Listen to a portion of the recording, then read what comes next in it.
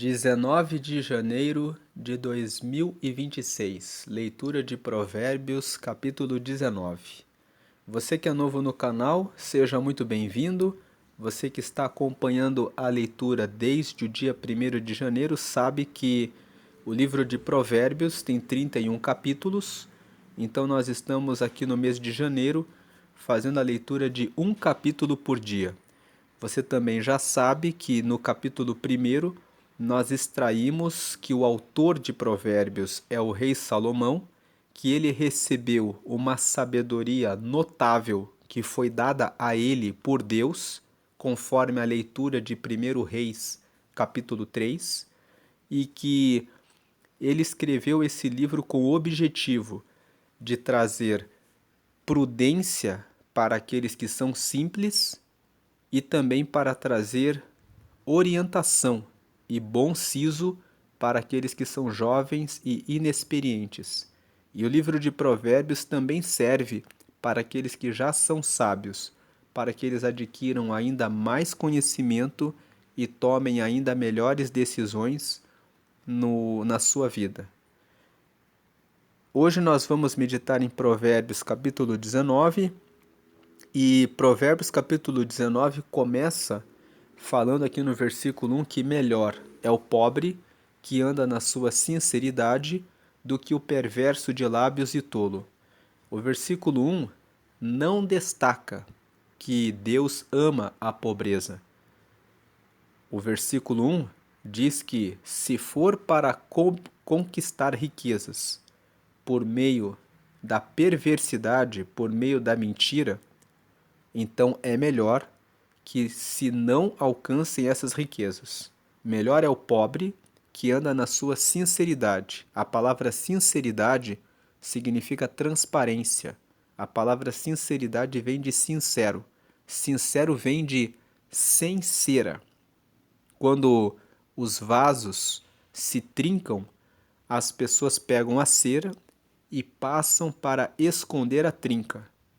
Então, a ideia de sincero é aquele que é transparente, que não esconde a verdade, aquele que não coloca maquiagem. Então, melhor é o pobre que anda na sua sinceridade, aquele que é verdadeiro, que é transparente, que não engana ninguém, do que o perverso de lábios e tolo, do que aquele que usa a mentira, usa a sua boca para enganar os outros para ficar rico. Porque até pode ficar rico, mas ele é um tolo.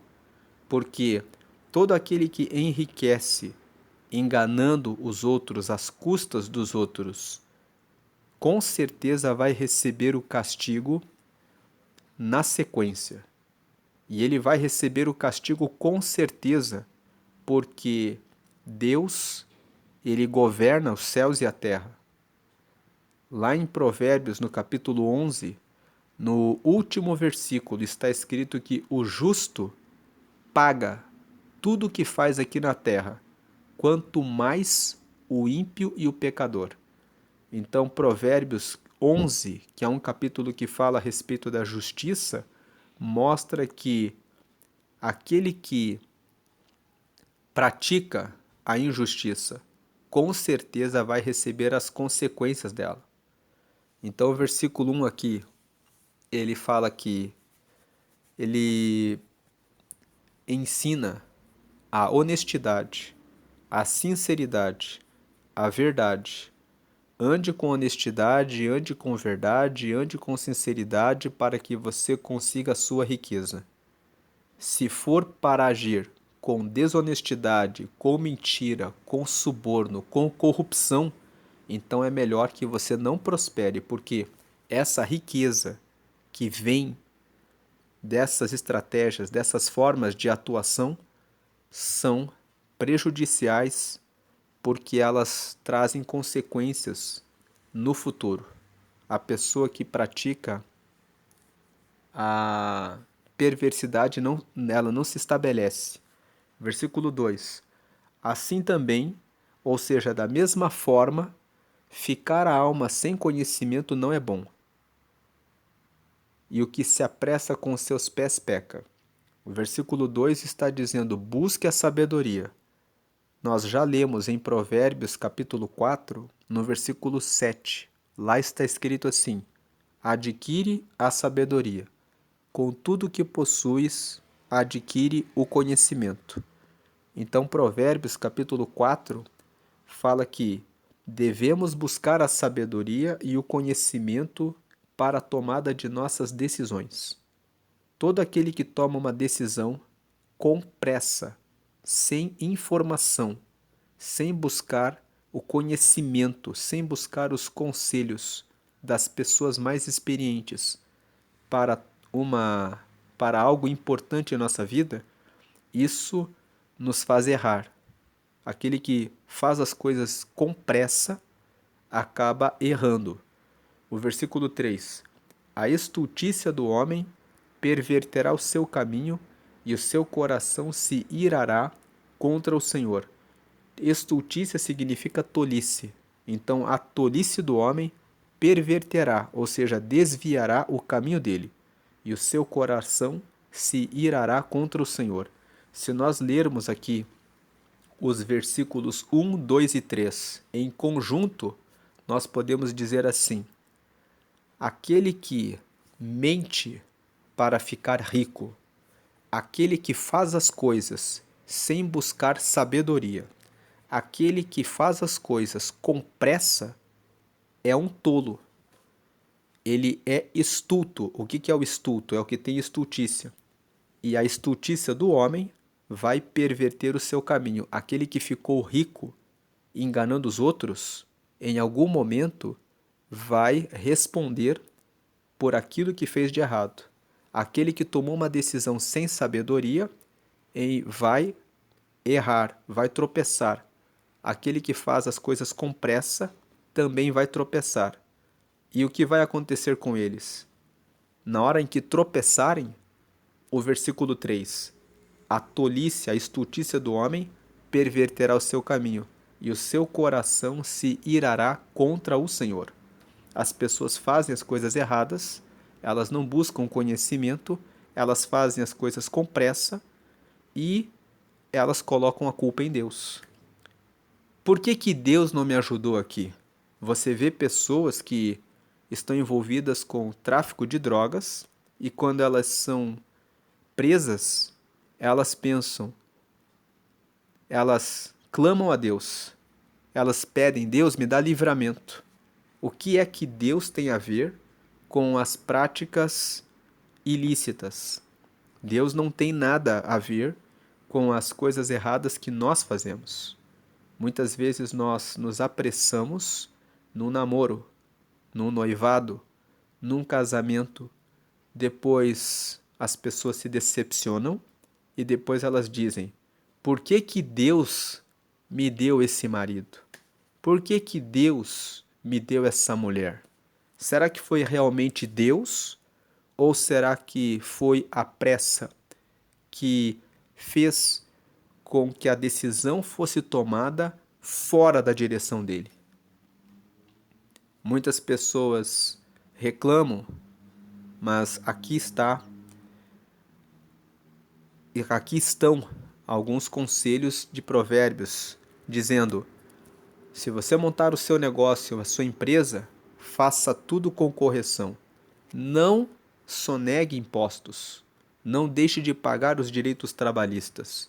Você pode achar que isso não vai gerar nenhum prejuízo, mas o dano que você vai sofrer depois vai ser enorme porque você fez as coisas sem sabedoria, passando por cima de direitos dos outros, deixando de cumprir os contratos, deixando de recolher os impostos, tomando pressa em relação a esse casamento. Tudo isso vai levar à infelicidade e Deus não tem nada a ver com o seu fracasso quando você não pediu a direção dele antes. Agora aqui o versículo 4. As riquezas granjeiam muitos amigos, mas ao pobre o seu próprio amigo deixa. Esse versículo 4 nos mostra que Deus, ele nos inspira a buscar riquezas. Se você for lá em Gálatas, no capítulo 5, no versículo 22, lá está escrito que existem os frutos do Espírito de Deus. E os frutos do Espírito de Deus são o amor, a paz, a benignidade, a bondade, a mansidão e a temperança. Todas essas características, todas essas qualidades são riquezas. Uma pessoa que é amorosa, uma pessoa que tem temperança, tem moderação, uma pessoa que tem equilíbrio, uma pessoa que transmite paz, uma pessoa que tem bondade, uma pessoa que tem benignidade, a capacidade de fazer o bem. Ela granjeia muitos amigos. Uma pessoa que tem fé. A fé também é um fruto do Espírito. Uma pessoa que acredita que pode, que consegue, que tem confiança nela própria, tem autoconfiança. A autoconfiança não é pecado. Talvez você ouviu aqui autoconfiança, como assim? Eu vou confiar em mim mesmo? Não, autoconfiança significa dizer eu sou imagem e semelhança de Deus. E se eu sou imagem e semelhança de Deus, então eu sei que eu posso todas as coisas naquele que me fortalece. Quem me fortalece é Deus. Então eu sei que eu posso montar o meu negócio, fazer a minha faculdade, encontrar uma boa pessoa para o casamento. Eu posso liderar uma equipe. Eu posso realizar muitos projetos. Eu posso aprender o idioma, aprender um instrumento musical, porque tem pessoas que elas são pobres. Aonde que está a pobreza delas? Será que eu consigo aprender? Será que nem vou entrar nesse curso porque eu nunca vou conseguir falar essa outra língua? Nunca vou conseguir aprender a tocar esse instrumento. Nunca vou conseguir entrar numa faculdade. Essa postura de, de incredulidade, de falta de autoconfiança, ela é pobreza. Ela afasta as pessoas. Então, as riquezas granjeiam muitos amigos. Que você seja uma pessoa que tem amor no coração, uma pessoa que carrega o ódio, carrega a raiva, carrega ressentimento, uma pessoa que tem bloqueio de paternidade, bloqueio de maternidade. O que é isso? Bloqueio de paternidade. Às vezes o seu pai, às vezes a sua mãe agiram de uma forma ríspida com você na sua educação e na sua criação. E você criou um bloqueio, você criou uma barreira. E você não perdoa o seu pai, não perdoa a sua mãe, carrega marcas no coração, e você carrega e você não ressignificou. Então, como vencer o bloqueio de paternidade, o bloqueio de maternidade? Ressignificando. O que significa ressignificar? É dar um novo significado. Como que você dá um novo significado? O meu pai fez o que ele tinha de melhor. E se ele não tinha algo melhor, é porque ele não recebeu. É porque ele era o que ele tinha. Quando eu coloco esse significado, que é um significado de entender a fraqueza do pai, a fraqueza da mãe, eu consigo me colocar numa posição de eu não vou errar. O que eu sofri, eu não vou passar à frente. Eu vou ser a cura para as outras pessoas. Quantas pessoas foram abusadas pelo próprio pai e transformaram o abuso numa forma de alcançar pessoas abusadas? Criaram institutos, criaram projetos sociais para a cura, para a prevenção de abusos. É sobre isso. Isso gera uma riqueza. Ao invés de eu me colocar como uma vítima, eu me coloco como alguém que usa aquilo que me trouxe dor para produzir riqueza. Então, as riquezas granjeiam muitos amigos. As riquezas trazem pessoas. Agora, ao pobre, o seu próprio amigo deixa. O pobre, uma pessoa que guarda mágoa, guarda ódio no coração, guarda ressentimento, ela acaba caindo em depressão. Ela acaba ficando isolada. Ela acaba ficando só. Então o versículo 4 está dizendo como você quer seguir a sua vida. Você quer ter riquezas, ter amigos, ter uma vida de transformação, tanto da sua vida quanto para transformar as pessoas à sua volta, para transformar a realidade de quem está perto de você? Ou você prefere carregar mágoa, raiva, ressentimento? Ou você prefere não ter autoconfiança, olhar para si mesmo, para si mesma como uma pessoa miserável, que eu não posso, eu não consigo, eu nasci numa família muito ruim, o meu pai fez isso para mim, a minha mãe fez aquilo para mim. Se você fica como vítima e carregando a ódio, mágoa, rancor, ressentimento e autocomiseração, que é o contrário de autoconfiança, que é a pessoa se menosprezar e ficar se diminuindo, ela vai afastar as pessoas.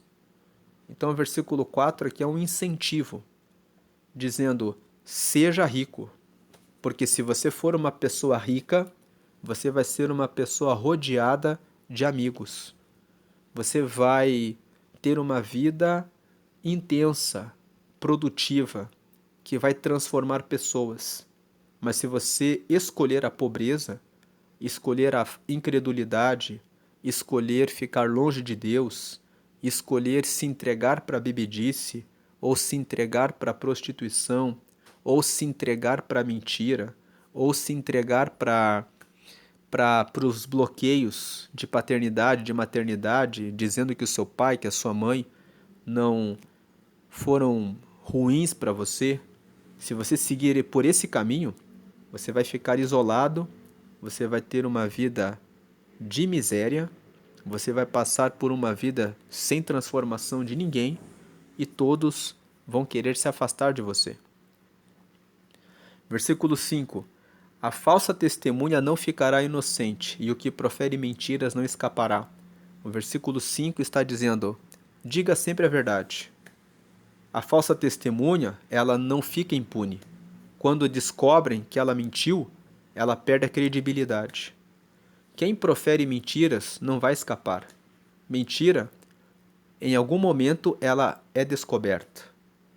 Diga a verdade. Se você fala a verdade, você anda de cabeça erguida. Se você fala a verdade, você não tem dor de cabeça de ter que inventar cada dia uma versão diferente. Versículo 6.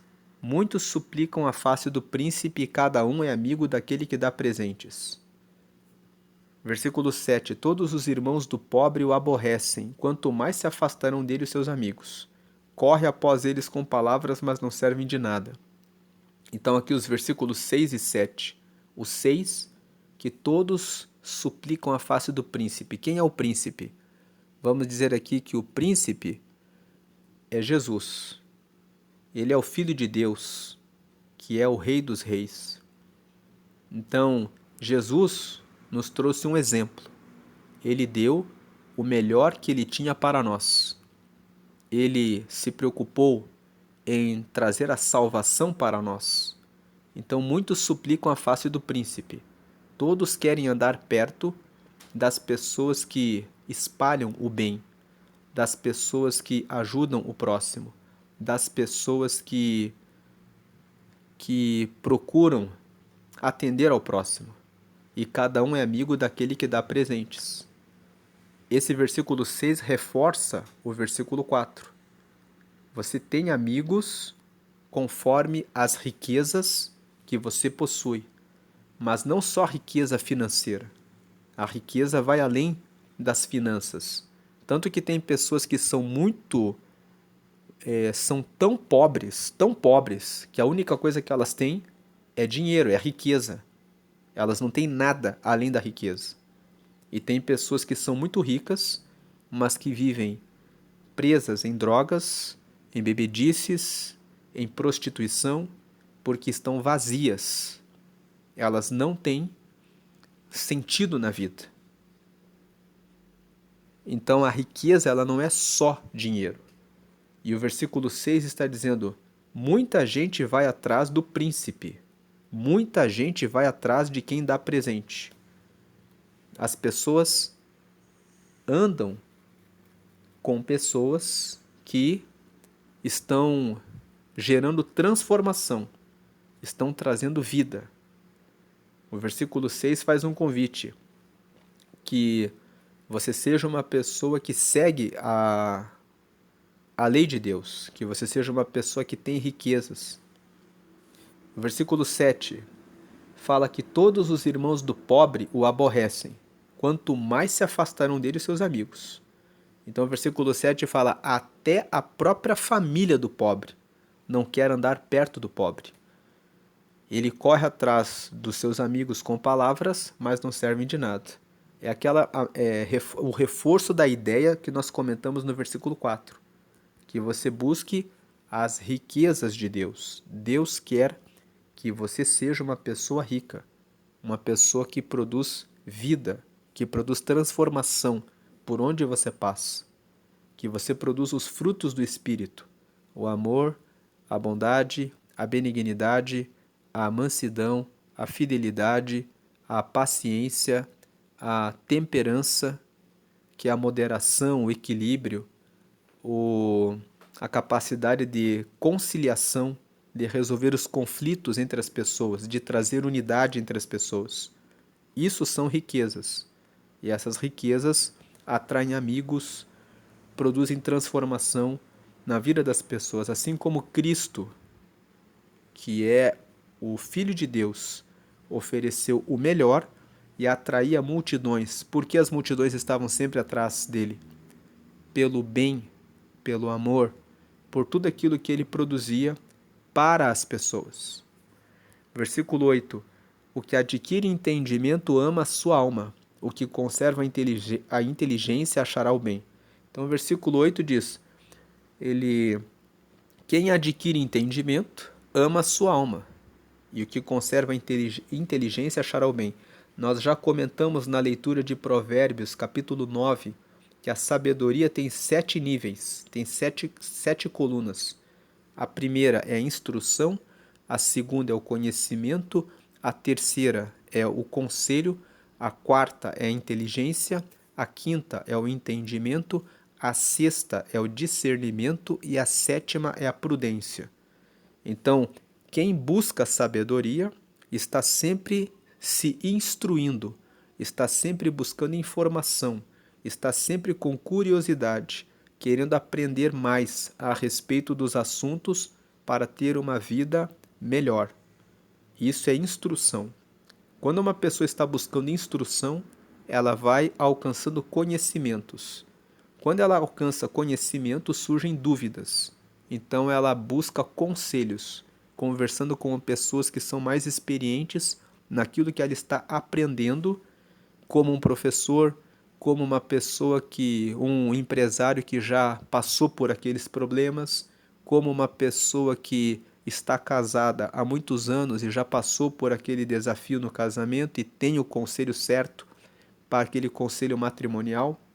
Quando a pessoa vai adquirindo conselhos, ela usa tudo que ela aprendeu na instrução, no conhecimento e no conselho para a inteligência. A inteligência é o uso da razão, o esforço mental para processar toda aquela instrução, aquele conhecimento, aqueles conselhos, e a pessoa que usa a sua inteligência, que é o quarto nível da sabedoria, adquire o entendimento. O entendimento é o quinto nível da sabedoria. É quando a pessoa passa a entender sobre aquele assunto. A pessoa que tem entendimento, ela chega no sexto nível, que é o discernimento.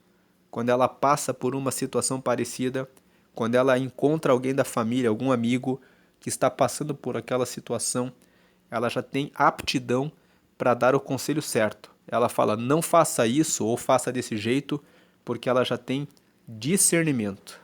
E o último nível da sabedoria é a prudência. Quem tem discernimento consegue ter prudência. A prudência é a capacidade de decidir qual a melhor alternativa quando você tem mais de uma opção. Nós sempre falamos aqui que comer uma feijoada é muito bom, mas comer uma feijoada à meia-noite não tem sentido.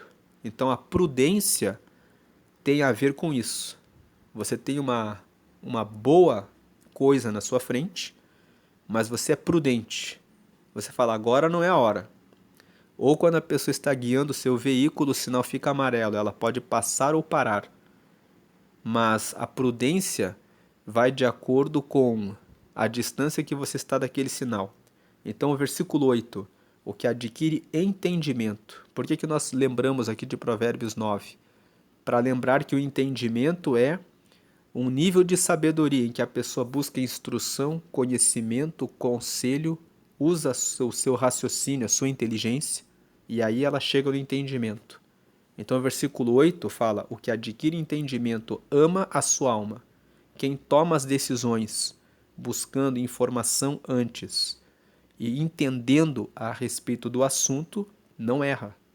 E o que conserva a inteligência, o que continua sempre usando a sua razão, o seu esforço para processar as informações antes de tomar uma decisão, achará o bem.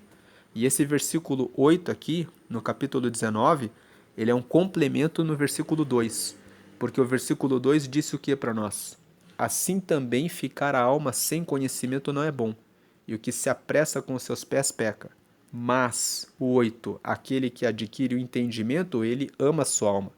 E o que conserva a inteligência antes de tomar a decisão e fugindo de tomar a decisão com pressa, vai achar o bem. Versículo 9. A falsa testemunha não ficará impune, e o que profere mentiras perecerá. Nós vemos que o versículo 9 repete o versículo 5. No versículo 5, nós colocamos em roxo essas cores que nós estamos usando, elas são propositais. O laranja claro são os versículos que nos trazem sabedoria. O laranja escuro são versículos que falam sobre família e amigos.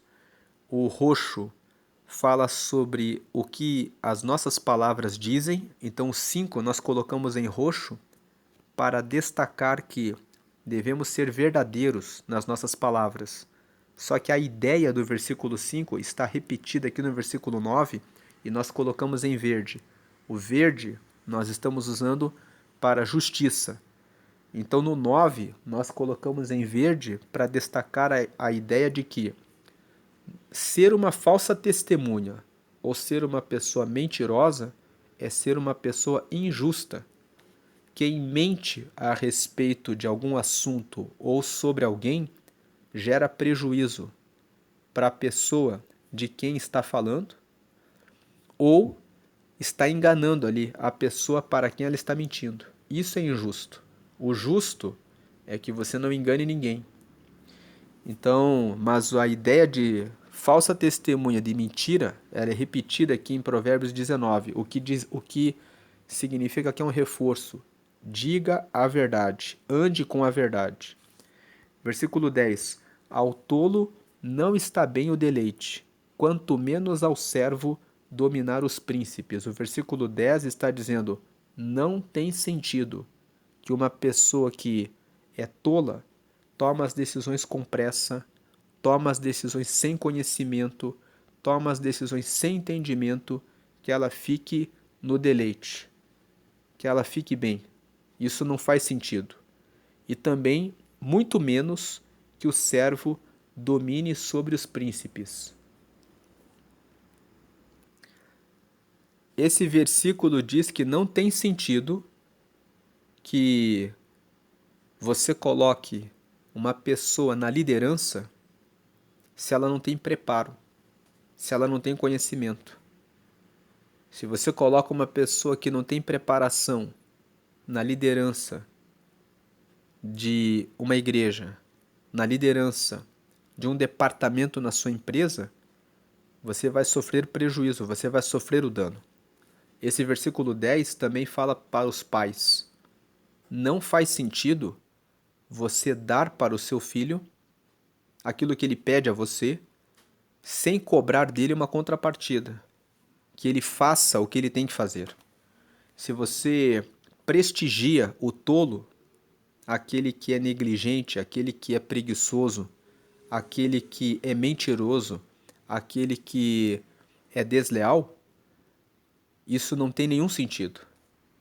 Se você incentiva o tolo, prestigiando, honrando, colocando ele como em posições de domínio, você está prejudicando a você mesmo e as pessoas que você coloca debaixo da liderança desse tolo.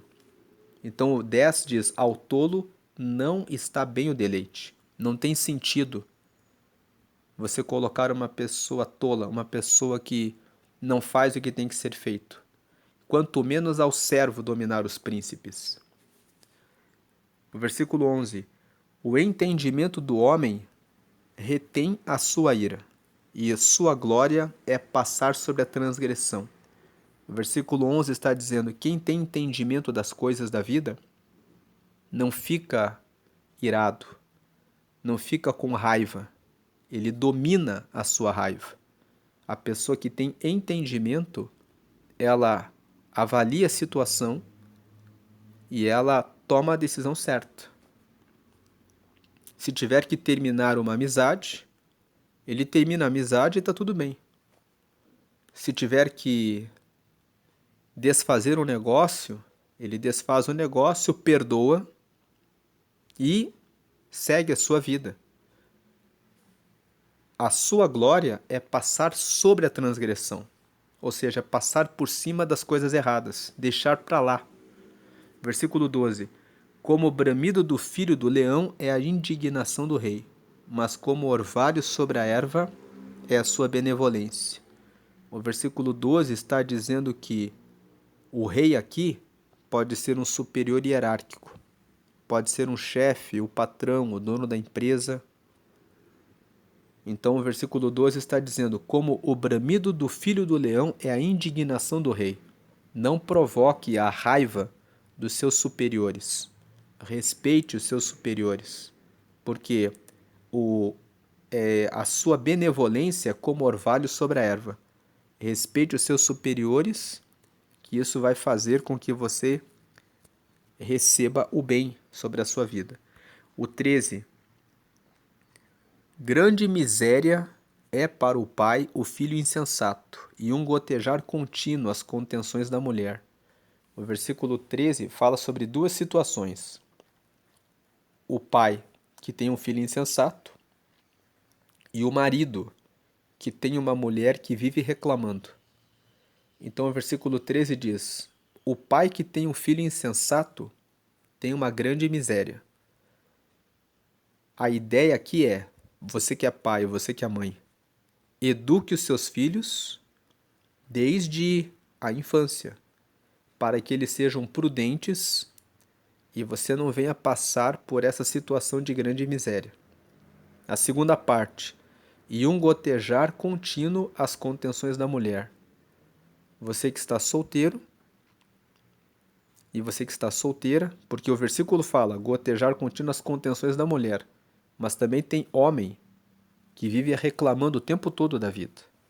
Então aqui o versículo 13 fala: você que está solteiro, você que está solteira, preste bem atenção se a pessoa vive reclamando da vida. Porque depois que você estiver casado, depois que você estiver casada, você vai passar por essa situação de como uma goteira. Assim como uma goteira é irritante, assim também você vai ter que suportar essa irritação daquela pessoa que vive reclamando da vida. O versículo 13 é um versículo para prevenção. Você que é pai, você que é mãe, Eduque o seu filho para que ele seja prudente, para que você não passe por uma grande miséria no futuro. Você que está solteiro, que está solteira, avalie bem quem é a pessoa com quem você vai se casar.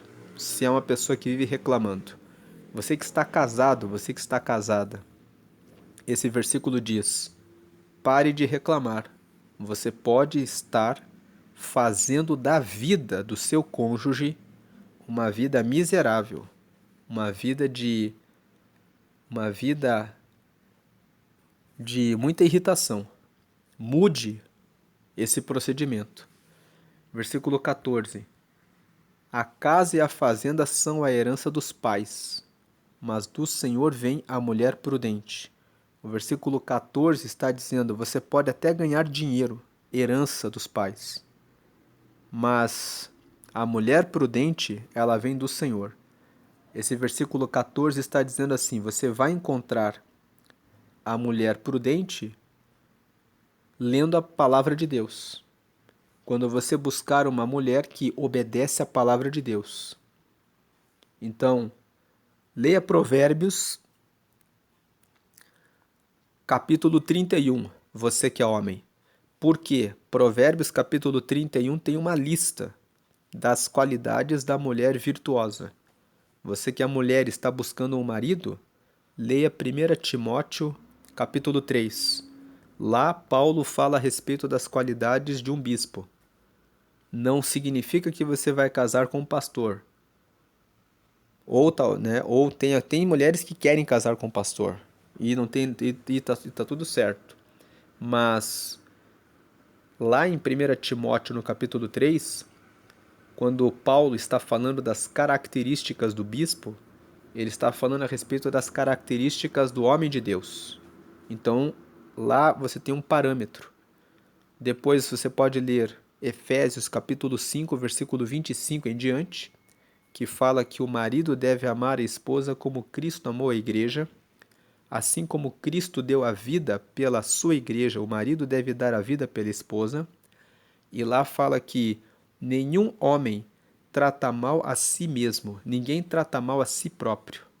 Da mesma forma, o marido deve tratar a sua esposa como cuida do seu próprio corpo. Então, Efésios capítulo 5 e também 1 Pedro capítulo 3. 1 Pedro capítulo 3 traz orientações para os casados. Então, esses três textos para as mulheres, 1 Timóteo capítulo 3, 1 Pedro capítulo 3, Efésios capítulo 5, versículo 25 em diante, e para os homens, Provérbios capítulo 31, fala sobre as características da mulher virtuosa. Você que é mulher, agora, também pode ler o capítulo 31 de Provérbios, para ver o que a Bíblia chama de mulher prudente, mulher virtuosa. Você que é homem também pode ler os textos de 1 Timóteo, capítulo 3, 1 Pedro, capítulo 3 e Efésios, capítulo 5, versículo 25 e ver o que é um homem prudente, um homem de Deus.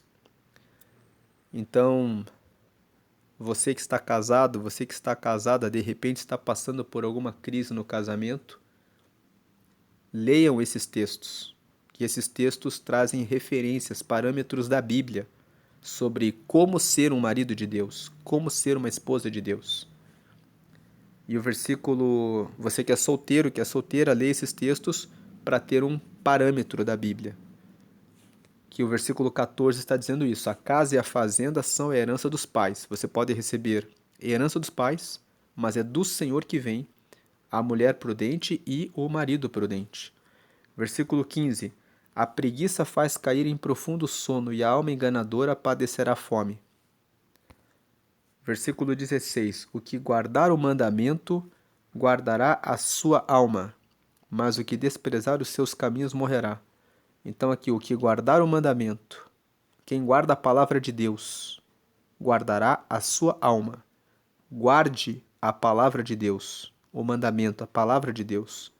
Que guardando a palavra de Deus, você vai guardar a sua alma.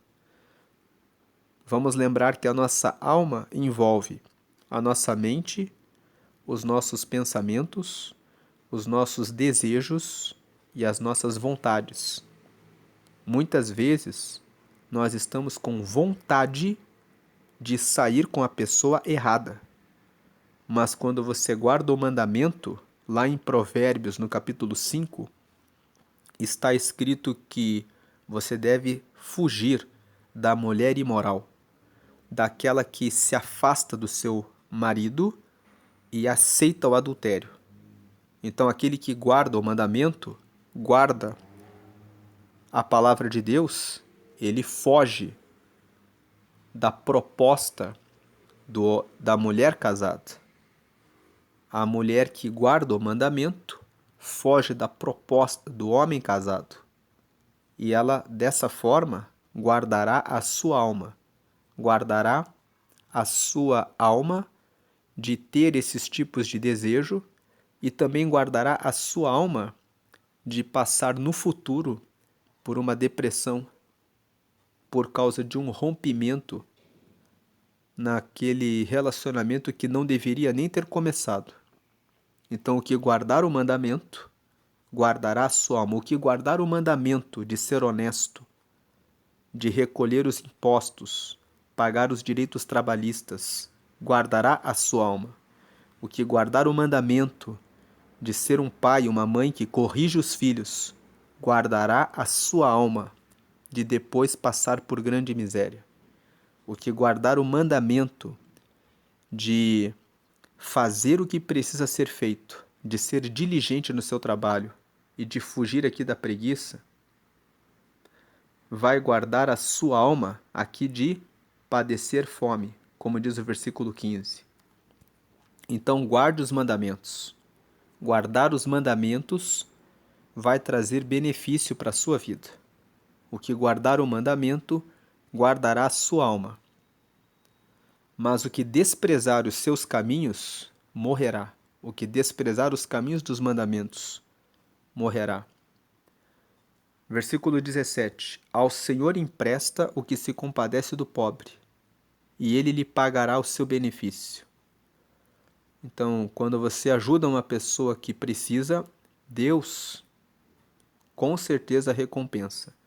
18. Castiga teu filho enquanto há esperança, mas para o matar não alçarás a tua alma. Então o versículo 18 fala: castigue o filho, mas tenha moderação. 19. Homem de grande ira tem de sofrer o dano, porque se tu o livrares, virás ainda a fazê-lo novamente. O versículo 19 está dizendo que quem vive irado, vive sem paciência, descontando a sua raiva nas outras pessoas, quem não tem domínio próprio, tem que sofrer as consequências. Porque se você livra ele uma vez, ele vai repetir, ele vai continuar fazendo a mesma coisa. Então, se alguém desrespeita você, passa por cima de você e você tem a liderança dessa pessoa, desse colaborador aí, se for necessário demitir, você tem que demitir ele. Você não pode dizer assim, ah, tudo bem, a pessoa de grande ira, ela estoura, ela tem pavio curto, e depois ela fala, ah, me desculpa, tá? É que eu estava muito nervoso, eu estava muito alterado. Se você livra essa pessoa uma vez, você vai ter que fazer isso de volta. Então o versículo 19 diz, homem de grande ira tem de sofrer o dano, porque se tu o livrares, virás ainda a fazê-lo novamente. Você que é mulher, percebeu no seu namoro que esse namorado aí mostra que tem uma inclinação, uma tendência de violência na palavra, na forma como trata você. Homem de grande ira tem de sofrer o dano. Você tem que terminar esse relacionamento. Porque se tu o livrares, tá tudo bem, virás ainda a fazê-lo novamente. Você vai ter que fazer isso de volta amanhã. E em muitos casos, a pessoa, o homem de grande ira, ele só piora. Então, o versículo 19 diz, se você conhece uma pessoa que vive irada, presta muita atenção.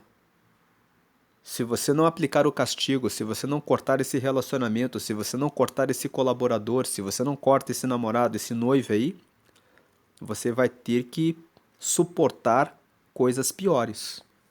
Versículo 20. Ouve o conselho e recebe a correção, para que seja sábio nos teus últimos dias. Então, o versículo 20 está dizendo assim: escute sempre o conselho, aceite a correção todo dia, para que lá no final da vida você possa olhar para trás e dizer: ainda bem que eu escutei os conselhos e fui seguindo no caminho certo, fui desviando do caminho do mal. Versículo 21. Muitos propósitos há no coração do homem, mas o conselho do Senhor permanecerá.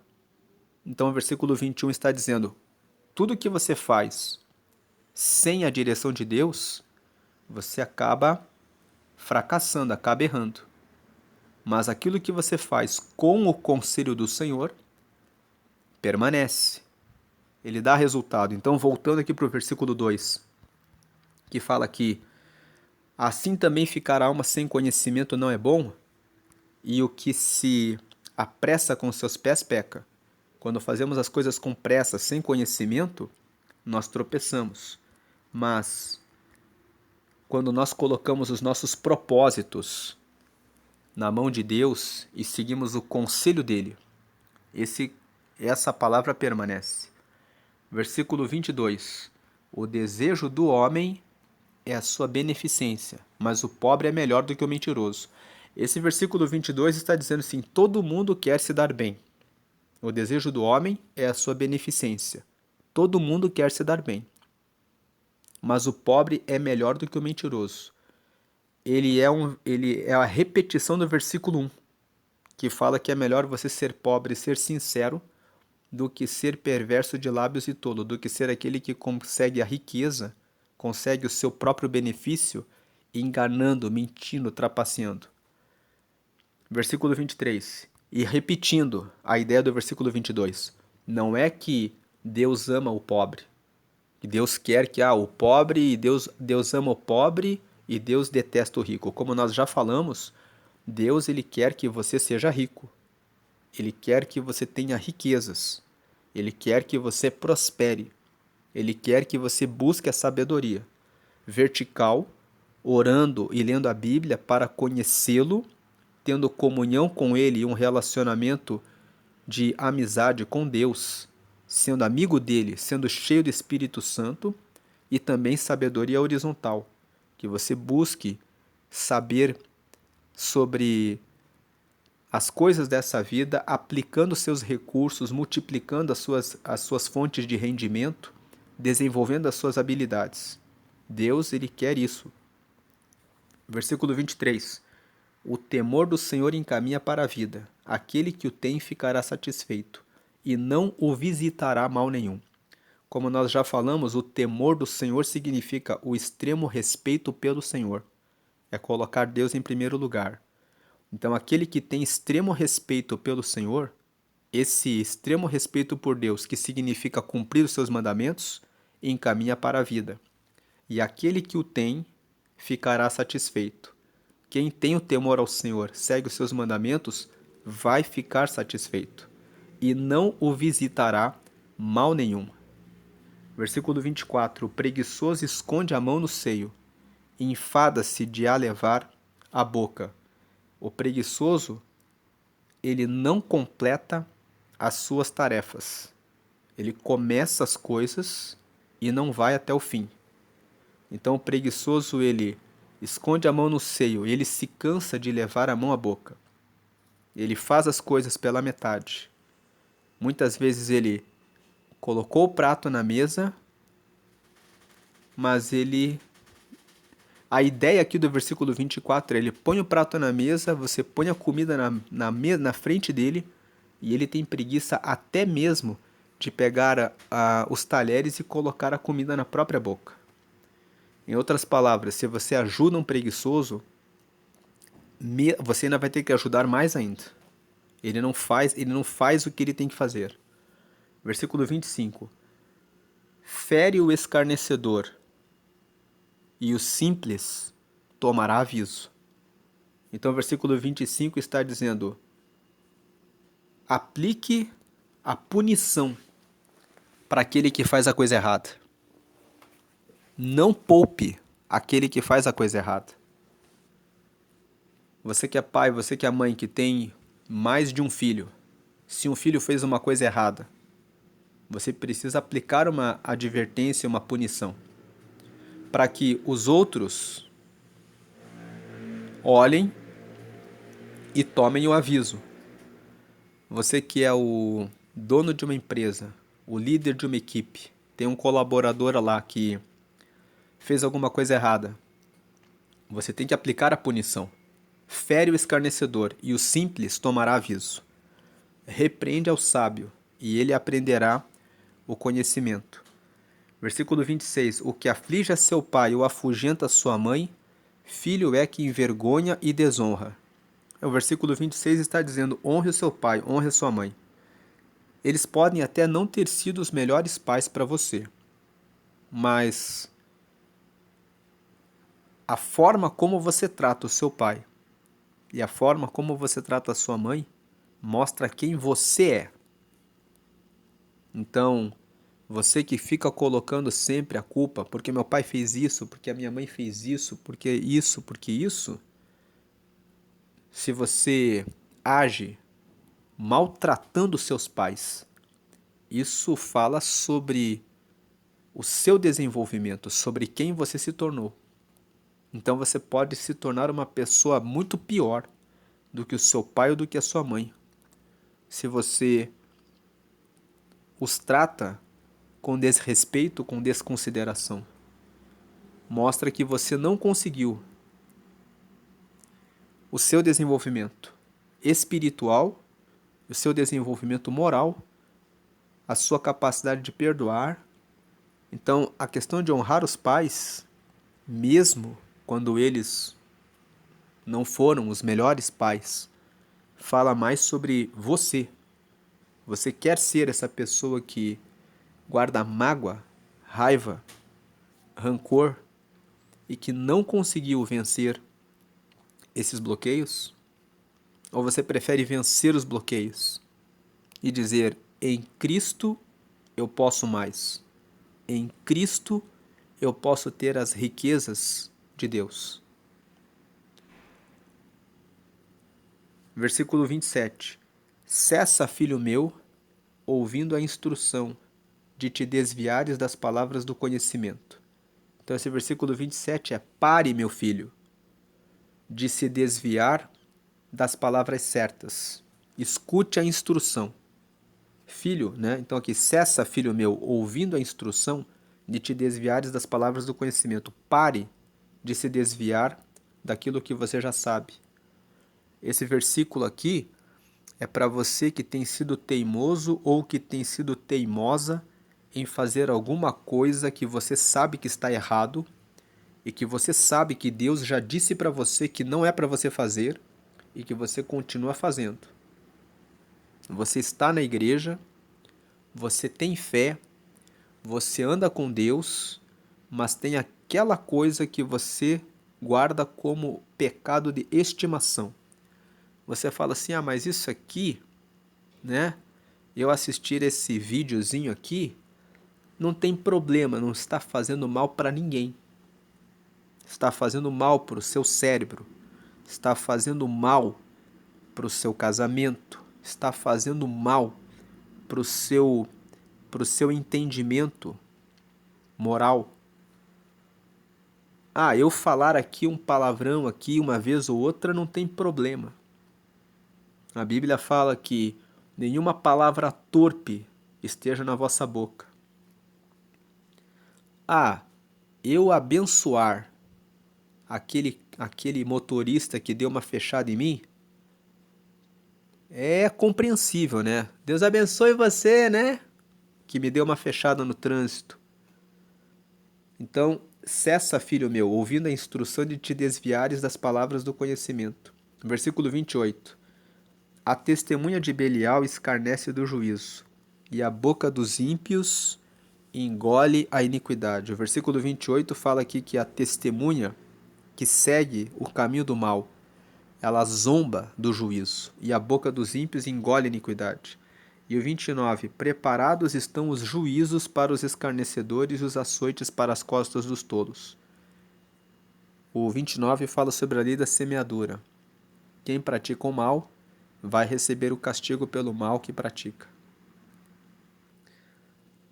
Agora quero fazer um convite para você que escutou essa mensagem, mas ainda não recebeu a Jesus como seu Salvador. A Bíblia fala que Deus amou o mundo de tal maneira que entregou o seu Filho Jesus para dar a vida dele, para salvar a humanidade.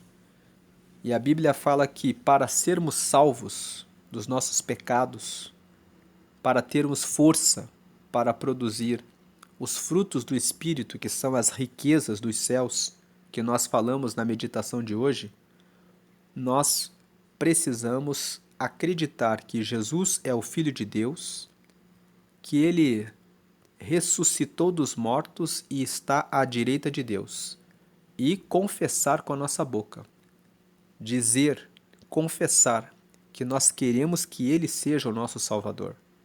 Então aqui está a oração de confissão. Faça essa oração comigo, para que você creia que Jesus é o Filho de Deus, que ele ressuscitou, que ele está à direita de Deus, e faça essa oração comigo para que você também receba Jesus e receba o Espírito Santo. Todo aquele que recebe Jesus, recebe o Espírito Santo, que é o Espírito de Deus morando em nós. O Espírito Santo vai ajudar você a produzir os frutos do Espírito Santo. Vai trazer as riquezas que nós lemos lá em Gálatas, no capítulo 5, no versículo 23, e vai ajudar você a aplicar os ensinamentos da palavra na sua vida. Então faça essa oração comigo agora. Diga: Senhor Jesus, eu te aceito como meu único Senhor e Salvador. Perdoa meus pecados e me dá o teu Espírito Santo para me guiar até o céu, e escreve o meu nome no livro da vida. Em nome de Jesus, amém. O livro da vida é o livro que está lá no céu, lá em Apocalipse, no capítulo 20. Está escrito que todos deverão comparecer perante o tribunal de Cristo. E nesse dia, aqueles que estiverem com o nome escrito no livro da vida entrarão diretamente no céu. Está escrito em Apocalipse capítulo 20, você pode ler depois lá na Bíblia, é o último livro da Bíblia. Deus abençoe a sua vida. Vamos agradecer a Deus por essa meditação de hoje. Obrigado, Senhor, pela leitura de Provérbios 19. Pedimos que o Senhor nos guarde de toda a mentira, de toda a falsa testemunha, que o Senhor agora venha derramar sabedoria para que cada filho teu, para que cada filha do Senhor possa livrar-se, afastar-se daquelas pessoas que decididamente não querem seguir ao Senhor. Aqueles que vivem na violência, na agressividade. Livra essa tua serva de algum namoro relacionado com pessoas que não têm compromisso com o Senhor. Livra esse teu filho também da mulher contenciosa. Livra o teu povo de praticar o mal, a mentira, a falsidade, e dá nesse dia sabedoria para que possamos andar sempre nos teus mandamentos, porque os teus mandamentos nos livram do mal. Abençoe esse pai, essa mãe, para que tenham sabedoria na educação dos filhos. Abençoa esse filho, essa filha que de repente carrega um bloqueio de paternidade, um bloqueio de maternidade, porque o pai ou a mãe não foram aquilo que deveriam ser de acordo com a tua palavra, mas que esse filho e essa filha consigam perdoar e consigam ressignificar, que consigam receber a graça salvadora do teu Espírito Santo para perdoar e honrarem o seu pai e a sua mãe e fazerem diferente. Abençoa esse dia, permanece conosco, derramando saúde, graça e paz em todo o tempo, livrando-nos do conselho do mal e da decisão errada. Nos aponta o caminho certo. Coloca em nosso caminho pessoas que tenham mais sabedoria em tudo que vamos fazer, para que possamos receber orientação e direcionamento certo, para que possamos ter a resposta e a vitória do Senhor em tudo que fizermos. Assim oramos e agradecemos. Amém. Deus abençoe a sua vida, hoje e sempre. Amém. E graças a Deus, amém.